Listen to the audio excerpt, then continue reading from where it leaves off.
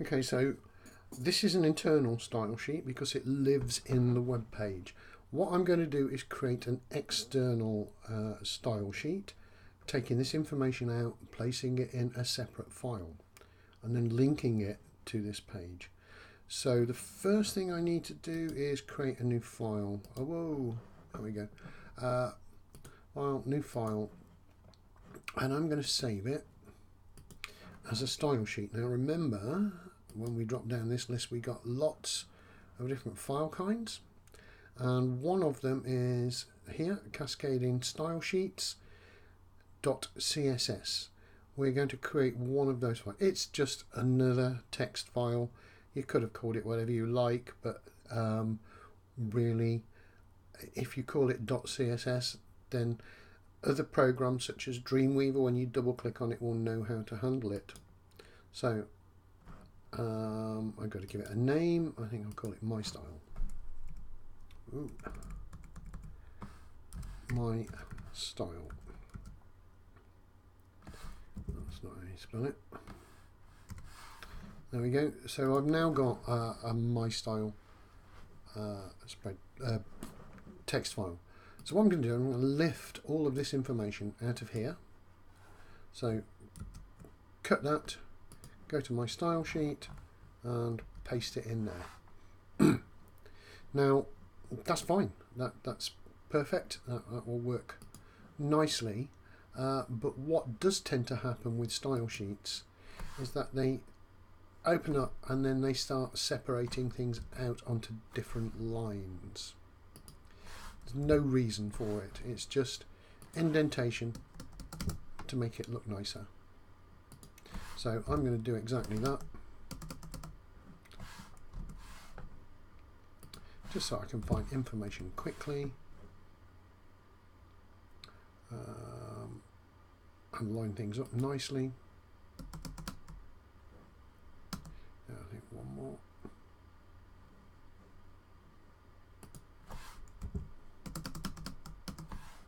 Indentation, just for ease of reading. I don't have lines between them. Whoops. Whoops.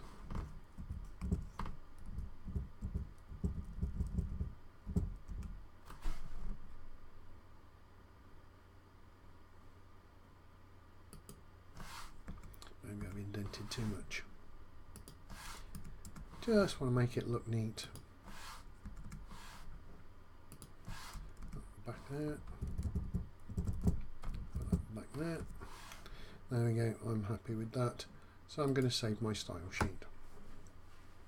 Now back in my program, I don't need these style tags. Don't need them at all.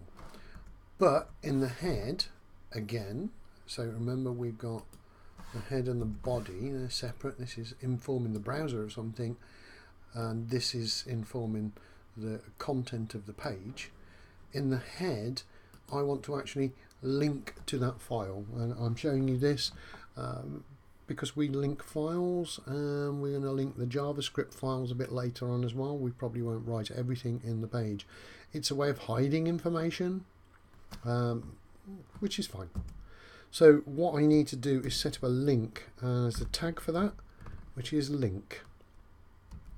How surprising. So that links to an external file on your computer, but it needs to know what kind of information it is. And we use the rel. I've never understood what rel stands for, but we need to tell it that that is going to be a style sheet, so that the browser knows what to do with it when it reads it. And then we have to tell it where it is, and this time we're going to use a href. And we use href because, again, it could be anywhere on the internet. We don't need our style sheet in the same folder. We could even use somebody else's style sheet. And I called mine, my style, .css, cas. And that's it. That's linking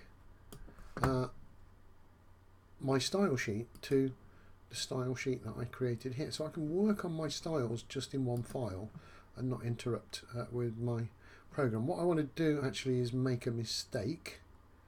So if I call that my style sheet 1, which doesn't exist, because what I want to do is put this page back to normal, so when I press the reload, it's just white to show you this is working. So take the 1 back out of there. Now that's linking to this file, which has got all of this information, which we'll put back in the style sheet as I had it. And there we go. Now that is called an external style sheet. Again, they're very, very complex things to play with.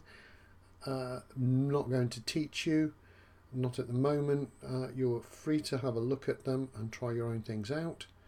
But I just wanted to point out that we're using different files now in web pages, and we're beginning to separate things out.